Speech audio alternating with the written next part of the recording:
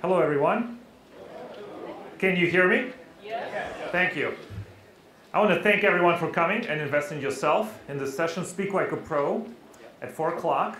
And I hope at the end of this session, I will provide you some tools that are valuable and practical that you can not become a professional speaker, but communicate value and influence to your clients. Will that be valuable to you? Okay. I do have a question for everyone. As I speak, I'd like to move around. And I'd like to move around and ask questions. And I don't want to just give a speech, but rather I'd like to have a discussion or a dialogue with everyone who is willing and courageous enough to participate. Will you help me if I ask you a question? Will you yell out the answer with me or to me? Yes? Who said that? Okay, thank you so much. And you can come a little bit closer. And I'm going to move from the stage. Can you hear me now? Okay, because I don't want to be stuck behind the lectern. This is Speak Like a Pro.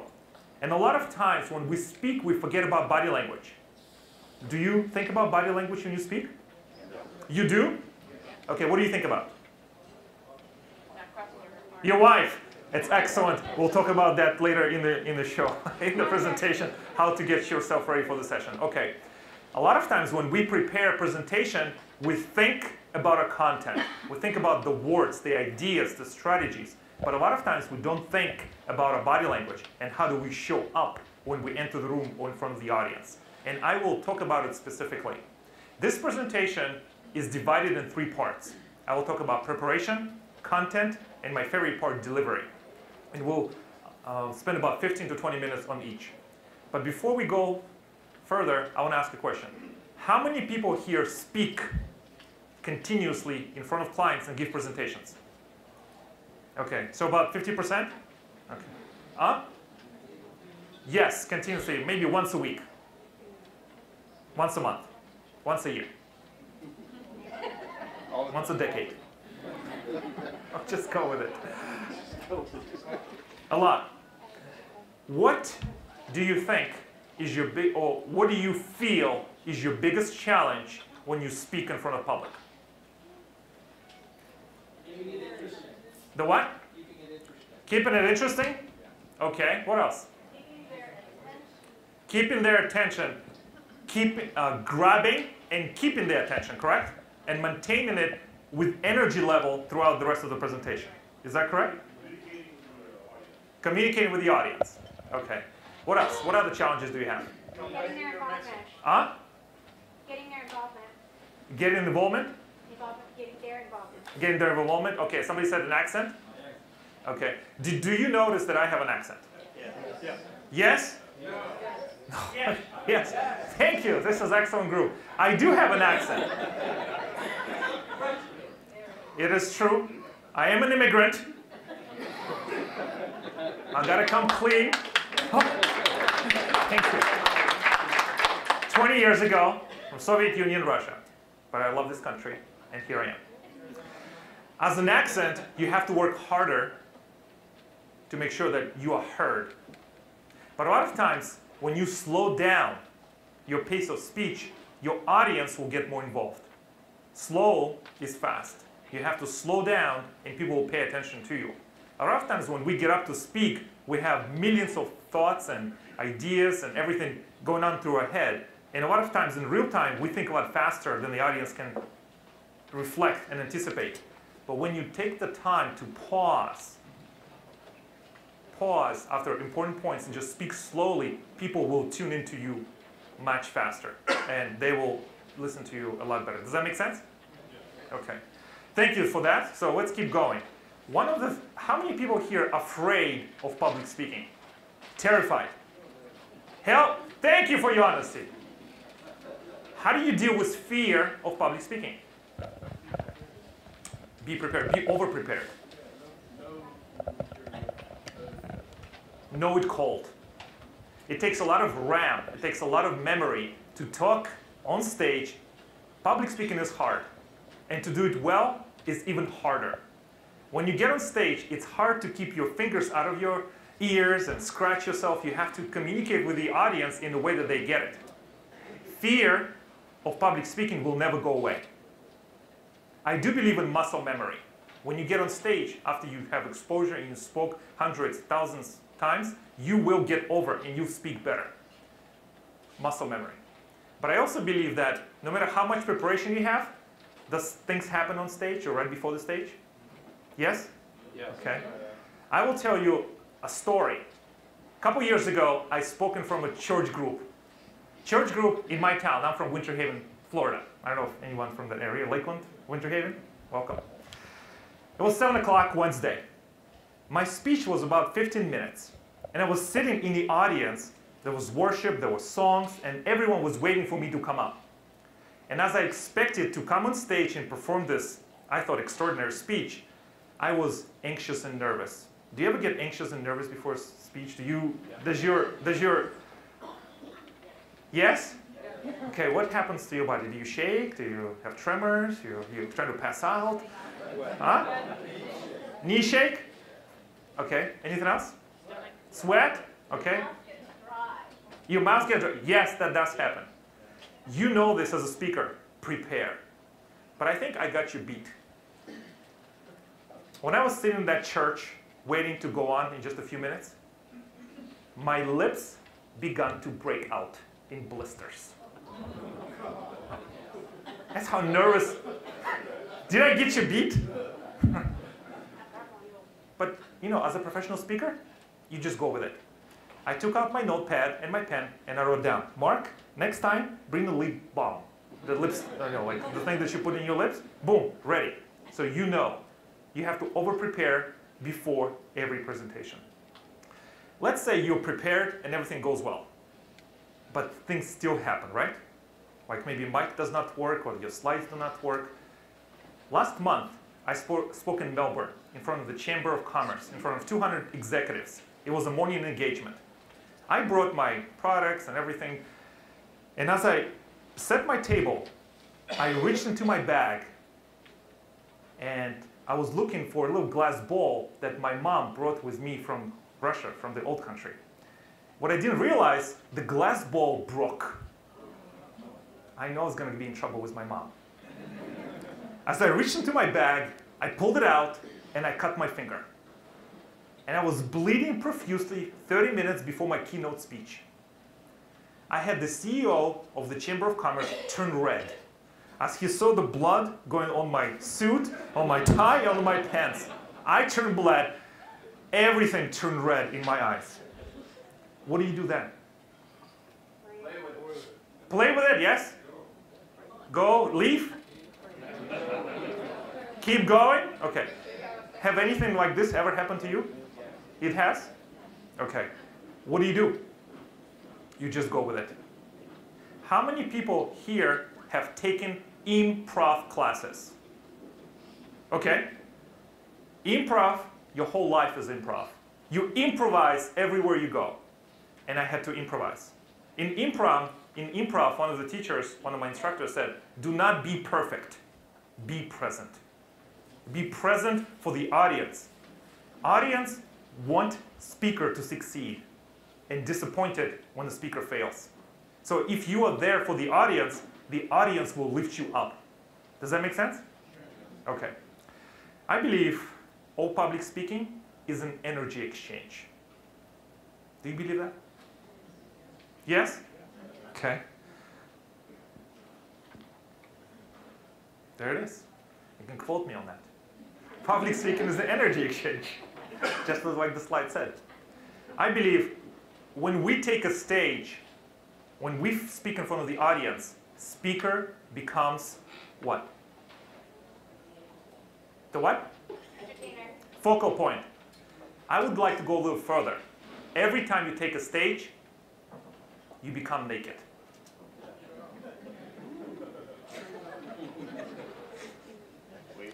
Stay with me for just a moment. And I don't want you to think about me like that. But every time you take a stage, you become vulnerable. You become vulnerable and people can see right through you.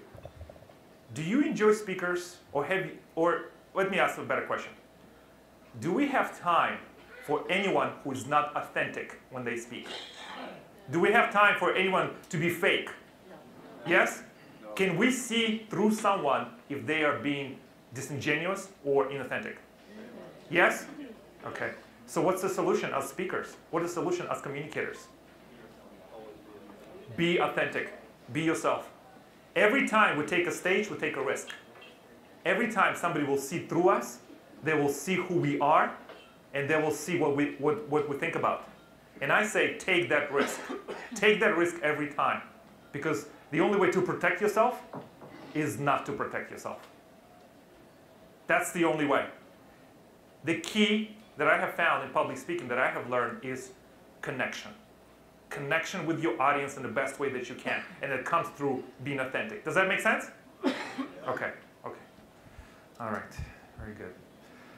How many people here have a conversation with the audience? Okay. Why does it matter? Do you give speeches or do you give conversations? Sometimes both. Okay. Depends on the audience. Depending on the size of the audience as well. Sometimes we only have 10 people, sometimes we have 100 people, sometimes we have 1,000 people or 10,000 people. And it's difficult. It's difficult to maintain your energy level. I say, have a conversation. Don't give a speech. Have a conversation with one person in a conversational tone. Do you feel that I'm having a conversation with you right now? Yes. Sort of? Kind of? A little bit?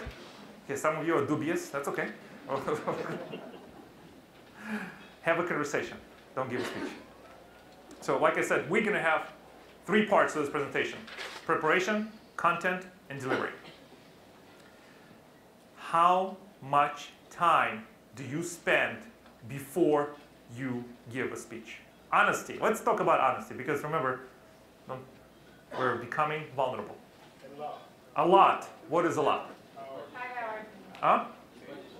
As much as you can, okay? Like, let's be specific. Specific. Okay, so if your presentation is an hour, you spend 6 hours? Okay, all right. What else? Depends what the topic is. Huh? Depends on the topic. Depends on the topic. It's something that you know, something you speak about, you go with it, right? Okay. 2 days of thinking, 2 days right. I hope everyone writes this down because it does help. The better you prepare, the better you present. The more time you spend in preparation, the better you will come out on stage. I say spend at least 1 hour for every 5 minutes of your presentation.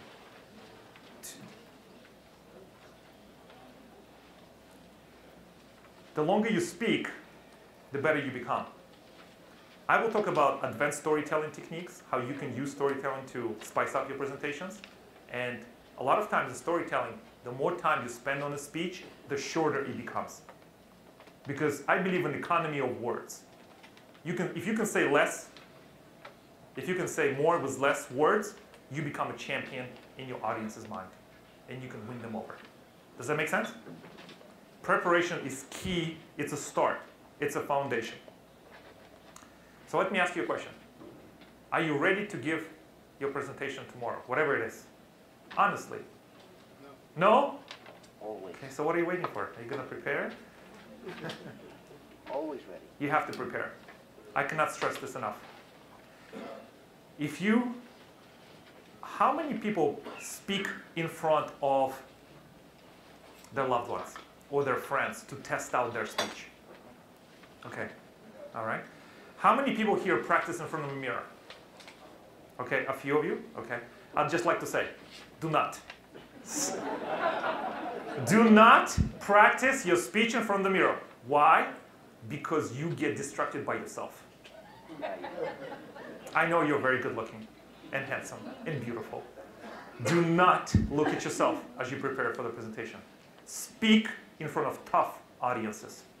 Toughest audience is your best teacher. And if you really want to ramp up your game, speak about the stories and what you're passionate about in front of kids. How many people have spoken in front of children? Okay. How do you feel? Tough audience. Okay. Intimidated. Because kids, they don't have a lot of masks. They tell you exactly how they feel. And to win them over elevates your position as a speaker. Speak in front of tough audience. If you have a story that you have to present, speak to everyone. Go to a bar. Go to a library. When I competed in a contest for Toastmasters International 2 years ago, Huge contest, Central North Florida, 4,000 members, 200 clubs. I practiced my speech over 100 times in 1 month, maybe more. I went to jails, I went to hospitals, I went to schools, I went to libraries, and I told my story to everyone. But not that I say, okay, can I tell you a story? I like to share something with you because you want to get people's guards down and you just practice your story. The more feedback you get, the better you become. Does that make sense? Or do you have any questions or something I'm missing? Please tell me because I want to make sure that I provide the best material for you. Is everything? Huh? Yes. He's excellent. Dale Carnegie said, any man's story, if told simply and unadorned, is the most entertaining. You don't have to be sensational, just have to be sincere. And if it comes from the place of your heart and sincerity, you will connect. I did not, but I do recommend. Okay, so on the content, how many people here have heard about success principles in public speaking? Comes from Ben and Chip Heath. Few people? Okay. When you create your story, when you create your message, I would like to offer you a possibility, something to think about. Do not have more than one message in your presentation. You can have many stories, many anecdotes that point to your one message. If you have 1, 2, 3, 4 messages, you have 1, 2, 3, 4, 5 speeches. One message per each speech. Confused mind says no. Clear mind says go. When you create too much load in the people's audiences, we tune out. We tune out and we cannot process it. So simple. And I like to quote Bruce Lee here. Simplicity is the key to brilliance. Less is more. This is how you become memorable. I also like to offer you this concept of foundational phrase. When you create your next presentation, think about one phrase, 10 words or less, that weaves throughout the entire presentation that you can write on the back of the business card. Your foundational phrase will determine what stays in your speech. Anything that's not relevant, not related, not practical, you take it out. You have to be super focused on every speech that you make. Does that make sense? Am I going too fast? I just want to show some of you are a little bit puzzled. And I want to make sure that I get the good feedback from everyone. Okay, so, I'm sorry? I'm going simple. Thank you. Unexpected. How many of you break the pattern when you speak? Okay, some of you. What am I doing right now? Am I breaking the pattern? Hello? Walking into the audience. Okay, I'm going to be like a preacher now. Work in the audience. No. This is not what you signed up for. Unexpected. Can everyone hear me? Yes. Can you see me? Yes. Okay, that's fine. Take a photograph, we'll take some later. Unexpected, break the pattern.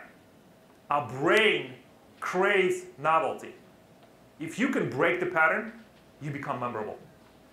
If you can create curiosity in the minds of the audience, you become memorable.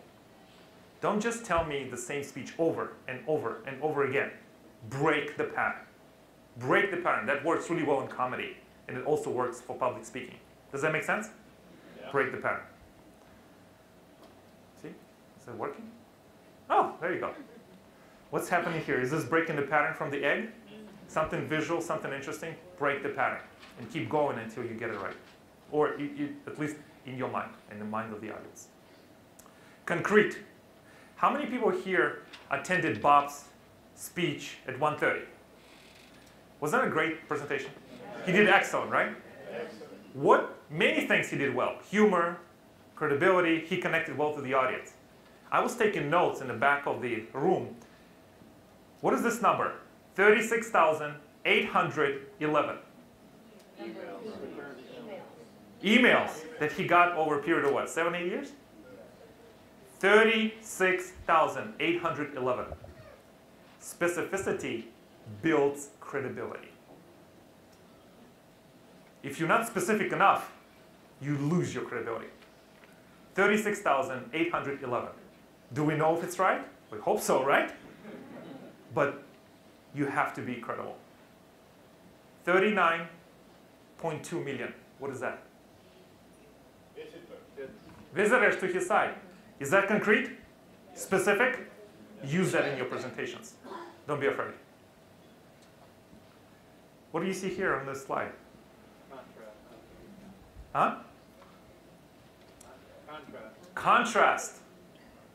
Tactile. Can you feel the baby? Can you feel the other hand? When you craft your presentations, go for visual, kinesthetic, and auditory. And being concrete helps you bring your audience into your scenes and into your stories. Be specific. Be concrete. Be credible. As a speaker, you paint a story. You're an artist. You take the brush, you touch the canvas, and you let the audience paint the picture in their own minds. But it all comes with preparation. It's a process, and you eliminate details that don't move the story forward. Does that make sense? Yeah. Am I going too fast? No. Okay. Oh, what do you see here? What? Beauty. What else? I don't know who she is, but I got her. Huh? Confidence. What I see is her smile. This enigmatic smile that is concrete. And I just like this slide. That's why I put it in. So a little break for you. Credible. How credible are you in your presentations? Is it talking about your accomplishments, what you have done? Use that every time that you can. Mother Teresa. Is she credible? Huh? Okay. Are you credible when you speak? I'm not looking at you, are you credible? Yes? Okay. How can you be more credible? What are some ideas that you have? How do you be more credible in your speeches? Be convincing to other people that you are. Act as if. Talk, walk, and look like a person of credibility. And you become one. It's as simple as that. That's how it worked for me, so that's why I'm speaking. Does that make sense? Yeah. Okay. Emotional. Do you talk about emotions in your stories and your presentations? Do you take the risks? Yes or no? Yeah. You do? Okay. The only way that we can move anyone, anywhere, to do anything, or have any chance, is to move them emotionally. How many people have seen this movie? What is it? Where is it from? Titanic. If the Titanic did not sink, would that make it for a good movie?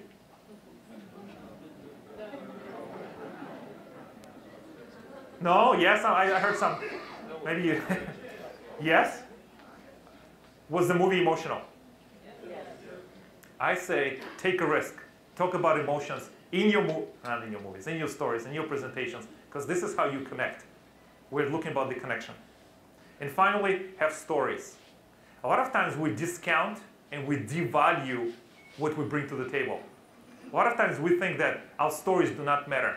And I have heard from someone when we started this is that how do you keep people engaged? Is with the stories. A story well told will reach deep into the subconscious and make us memorable. One of the questions that you can ponder and think about, what do I want people to think, feel, and do differently 3 days after the presentation? And the only way to do that is to craft better stories. And you can do that with dialogue, with scenes, and moving the story forward. With all the things that I have said. Unexpected, simple, concrete, credible, emotional, in a story. Does that make sense? Yes. Okay. This is the model that I have. It's from the storytelling. When you create a story, think about characters, circumstance. Every good story must have a conflict. If you do not have a conflict, what do you have? You have an anecdote. You have to have a conflict every time. It doesn't have to be a big conflict, But what I like to do in my profession is I like to escalate conflict. Not being too melodramatic. I told you I'm an immigrant, and in Russia I have to be melodramatic, but that's what it is. Then you offer the cure, change, and this is in your slides, so you can have that, and you can contact me if you have any other questions for this. But before you do anything, you have to create curiosity. Why should we listen to you?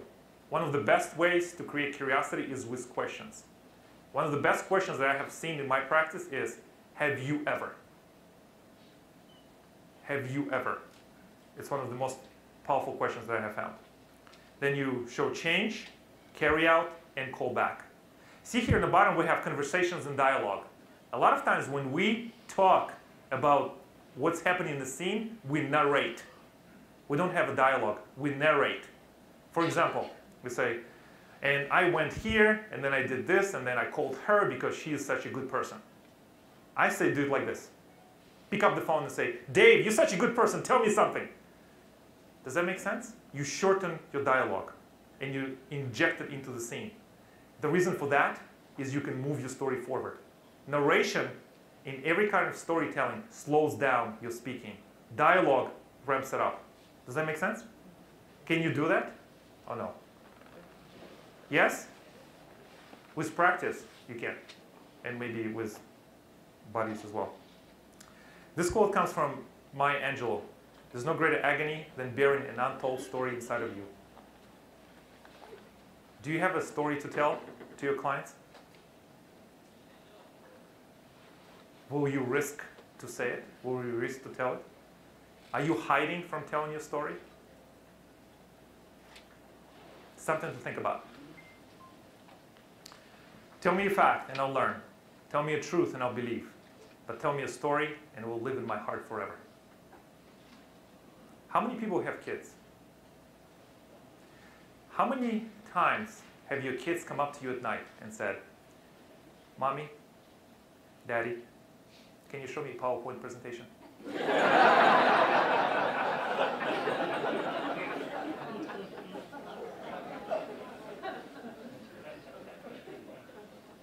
Tell me a story, and I'll remember.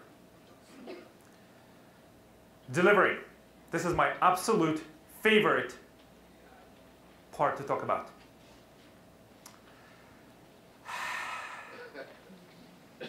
Do we forget about breathing when we speak? Yes? Have you seen speakers when they hyperventilate from the stage? And you can tell that they shallow breath from right here. What I invite you to do is breathe from your belly. You can, go ahead, you can breathe right now if you want. You don't have to look at me, but not only will it help you to relax, but it also will add richness and resonance to your voice. If you focus on breathing 5 weeks, 5 months, 5 days before your presentation, you will command the stage. Simple as that. And do deep breathing. Through your nose, through your mouth. Would you like to do one with me? Is that okay? I know it's the end of the day, so we'll just breathe together, and then you can tell me about it, how it went. So let's do this exercise. Breathe through your nose, 4 counts. Let's hold the breath for 4, and exhale for as long as we can. 7, 8, 9, 10, whatever we. Okay, so breathe in. 1, 2, 3, 4. Hold.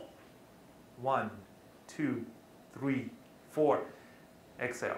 1, 2, 3, 4, 5, 6, 7. No? Okay. It didn't work. Try this as often as you can. What is your ritual before you give a speech? Do you just get more nervous? Do you breathe? Do you call your loved one? Do you get some tea? Do you go to the bathroom? Which you must. You have to go to the bathroom before you go on stage. It's very must. What do you think about? What is the 5 minutes before you take the stage? Do you have a ritual like I do? I have a glass of water. Glass of water? Okay. What else? Listen to music. What? Listen to music. I love that. That's what I do. Do you dance? Do you jump around? Do you do jumping jacks? Push-ups. Who does push-ups? Congratulations. You're ahead of me. I listen to the songs. I listen every time I speak. You have to have a mindset, and you have to be very strategic what you do before you take the stage. What do you do next day? What do you do 5 hours before? What do you take 5 days before? A lot of times I turn off my phone. I don't want any distractions. I just want to focus on the audience. You have to have a strategy for every time before you take the stage. Music, if that's what helps you. Prayer. I have a coach. I'll admit it. I have many coaches. One of my coaches that I have hired is a breathing coach. Sometimes when I can take her with me on speaking engagements and we travel together, we sit in a room before I go take a stage. She is a hypnotist as well. And she's a doctor, PhD. And she takes me to the breathing exercises, and she's my coach. Think about your pre-speaking ritual every time you take a stage. Does that make sense? Okay. Breathe, and remind yourself that this very moment is the only one you know you have for sure. Oprah Winfrey. Thank you. Presence. Do you have a powerful presence when you take the stage? In your own estimation. Have you been told? What is presence? Let's go a little bit deeper. What is presence? Being in the moment. I'm sorry? Being in the moment. Being in the moment, being present. Okay, what else? You being memorable. In control. Control of yourself, control of the situation. That's all you can control, okay? Projection. Huh? Projection. Projection? Knowledge. Knowledge, okay. Are you present when you show up on stage? Huh? Yep. Okay. Walt Whitman said, we persuade with our presence. Do you know when you saw my name and when you saw me being introduced, before when Jennifer did such a lovely job introducing me, did you form judgments about me before I took the stage? Yes? Yeah, of course. Do we judge people in a matter of seconds? Okay. Are you okay with that? Can't change it, right? You can't change it. You got to be in the present moment. And people will judge you. One of the best ways I can find, like I said, you become vulnerable. You become on stage, you become exposed. And people can see right through you. And there's no way that you can mimic anything else. And what I'd like to offer you is breathing exercises, focus exercises, so you can be present on stage. This is something I have developed. How to find presence. And this is a system of 3 O's. And it's before you enter any room or any speaking engagement, think about what is your objective. What do you want the outcome out of this presentation to be? Do you want this presentation to go forward, stay the same, or go backwards? Think about the objective. Open. Are you open to have a dialogue or a monologue when you go on stage or when you speak with someone? Do you know that in the United States, on average, we only listen for 17 seconds? 17 seconds. In a conversation.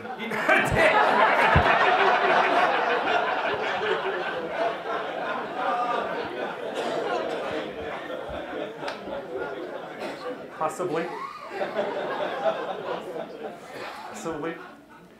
Thank you. 17 seconds. When we talk to someone, do we have a dialogue, true dialogue, or a monologue? Speaking is the same. And those 17 seconds, this is the research that came from Chicago, based on Gary Chapman. 17 seconds, we don't listen so we can repeat back what we just heard. It is so we can get back into the conversation and keep on talking. Are you guilty of that? Yes? Okay. Well, now you know. Now you can work on it and possibly become better. And you will. That's why my wife interrupts you. I am not qualified.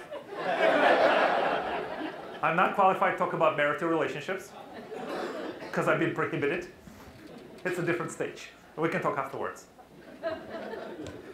Finally, what is your off-stage presence? How many people here go to theater? I've seen actors. When an actor, an actress takes the stage, and you can tell. You can tell that they have thought about an emotion or a feeling before they brought to the stage. Maybe it's jealousy, anger, joy, happiness. And can you take your eyes off of them when they think about the emotion? No? You can't? They become charismatic. What I'd like to ask you is, think about one emotion. What do you want to bring into every conversation, into every time you take the stage, and focus on that. How many people here video record themselves speaking? Who is brave one? I'm the only one? Okay, I see a brave one over there in the back. Okay. Why don't you record yourself? I want to ask a question. Huh? Because I was looking at the mirror. You're looking at the mirror? Okay. We're honest. We have to be honest. What stops you from video recording yourself every time you give a presentation or in your preparation? You don't have a resource, or you don't have a camera, or you don't have time, or what is one thing that's stopping you? Don't want to see it. Huh? Self-criticism. Self-criticism? That's a tough one. That's the truth. I'll be honest with you. I am recording every time I'm speaking in front of the audience. And I'll be honest with you, it's torture to watch myself afterwards. But you must. Key to an effective public speaking, a lot of it is self-awareness. How do you know, how do you show up when you speak to the audience? And guess what? Everyone has to watch you. Why can't you watch yourself? Invest in camera, watch yourself, and your level of speaking will elevate to a different magnitude. You must invest in videos and videoing yourself every time. Body gestures. Do you think about body gestures when you speak? Okay. What do you think about? Tell me. Hands. What else? Eyebrows. Eyes. Huh? Eye contact, face, hands, elbows. Huh? Posture. Okay. Change of position. Do you think about, at a certain point in my speech or a certain point in my presentation, I must use this gesture? Do you ever think about, oh, how do you approach gestures? Because speaking, I'll be honest with you. Every time we have a conversation or we give a speech, we don't have one conversation. We have two conversations. Content is one, and body language is another. And every time there's incongruency, guess what people believe? Body language. And if you don't think about your body language, your message will become incongruent every time. And you have to invest in yourself, recording yourself, and think about it. One of the best ways I have found in my practice is when you're thinking about your gestures, you become robotic. You become limited. I say outsource all of your gestures to your subconscious. Your subconscious already knows the way, and it will find the right gestures at the right moment, at the right place. Does that make sense? The more you think about it, the more rigid you will act. The less you think about it, the more free you become. Does that make sense? We also know that complex thinkers have complex gestures. If you have rigorous, analytical mind, your gestures will show up. Let them. Let them do it every time, and you will find congruency in your message. Does that make sense? Okay. How many people here have heard about power posing? Okay. Can we do a power pose? Yes. Can we do one? Yes. Okay. Do you mind standing up? Or do you want to sit? Okay, if you do not want to stand up, it's okay. You can just sit down and look at me or look at your neighbor. It's okay, whatever you want. One of the things that we can do is look at this power pose, and we'll do the stand up later. Let's do a quick inventory of your own body language. What do you see here with my friends here on the slide? Uncomfortable and bored. Huh? Uncomfortable and bored. Uncomfortable, bored. Okay. Are any of you like that right now? Uncomfortable, bored? I just want to think. Okay. I'm doing the best that I can. Okay. How about here? On the left? This gentleman right here on the left. This guy? He's expanding. This is the posture of confidence for man. He's expanding. And this guy as well. Let's take a quick inventory. Let's stop looking at the slide. Look at yourself. Or you can look at your neighbor too if you want. And let's do a quick inventory. How do you sit in your chair? Huh?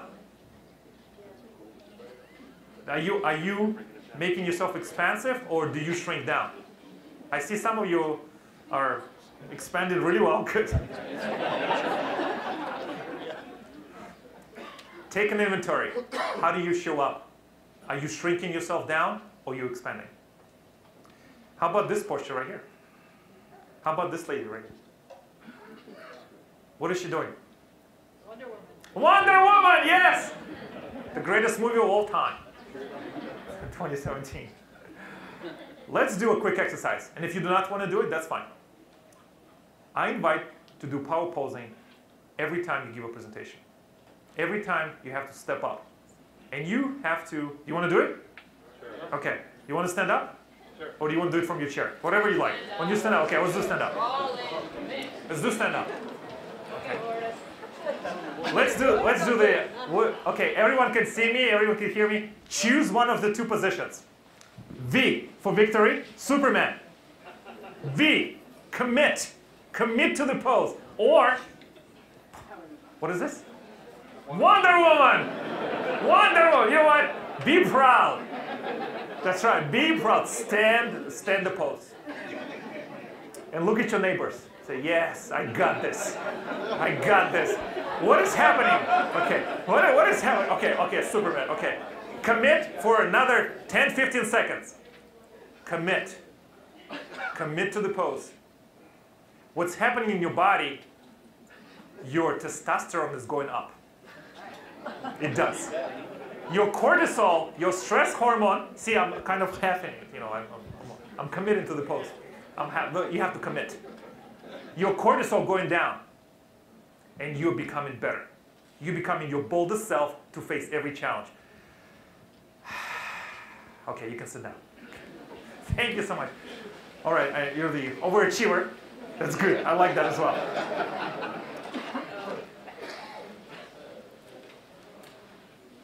If you do this power posing before presentations or high-stakes situations, you will become charismatic. You will become focused and present. John Kennedy said, if we are strong, our strength will speak for itself. If we are weak, words will be of no help. I believe your body language changes your mind. Your mind changes your behavior, and your behavior changes your outcome. And it starts with the body. How many people here have heard or know what is charisma? Let's just go there before we finish up here. Charisma. What is charisma? Swagger. Huh? Swagger. Swagger? Thank you. Thank you. Ability to connect, okay? What else? Huh? Winsome. Confidence. The what? Attraction. Leadership. Okay. Charming. Charming. Engaging. You know this. You know this. I'd like to offer you another definition. Charisma is focused emotion. What are you focused on right now? Are you focused about your dinner plans? Yes? Honest. Awesome. What are you focused on right now? Do you have a million things going on in your head? Pay the mortgage, go to see a dentist, make a phone call to a loved one, check up on someone? What do you think about? Focused emotion is charismatic. If you want to own the stage, take the stage anytime, anywhere, in front of anyone, focused emotion. What are you bringing to the stage? Focus on that emotion, and then you go in. That's how you can own the stage and speak like a pro. Thank you so much. I will